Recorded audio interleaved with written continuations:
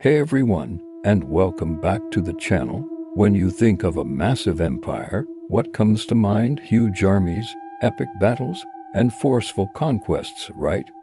But what if I told you about a powerful African empire that grew not through the sword, but through clever diplomacy, strategic marriages, and a vast trade network?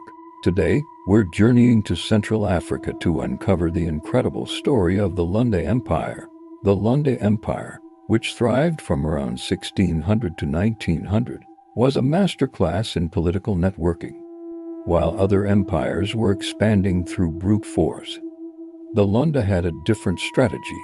They understood that power wasn't just about controlling land. It was about controlling relationships. Instead of conquering their neighbors, they integrated them into a massive, interconnected federation. So how did they do it? It was all about creating bonds. Lunda leaders would arrange marriages with the ruling families of neighboring groups. This turned potential rivals into family, creating powerful alliances that spanned hundreds of miles. These relationships weren't just symbolic, they were the highways of a booming economy. The Lunda became the center of a huge trade network that connected the regions we now know as Congo, Angola, and Zambia. Caravans moved across this vast area, trading valuable goods like copper, ivory, salt, and intricately woven cloth.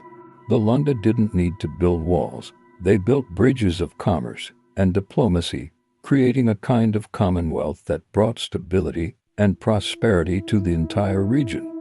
This unique political structure allowed the Lunda to influence a territory larger than many European countries at the time.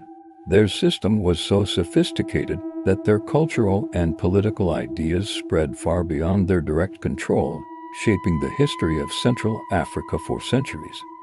They proved that an empire could be built on influence and cooperation just as effectively as it could be built on military might. The Lunda Empire is a powerful reminder that there are many different ways to build a legacy. What do you think of this diplomatic approach to empire building? Let me know your thoughts in the comments below. If you enjoyed this journey into African history, don't forget to hit that like button, subscribe, and turn on notifications so you don't miss our next video. Thanks for watching, and see you next time.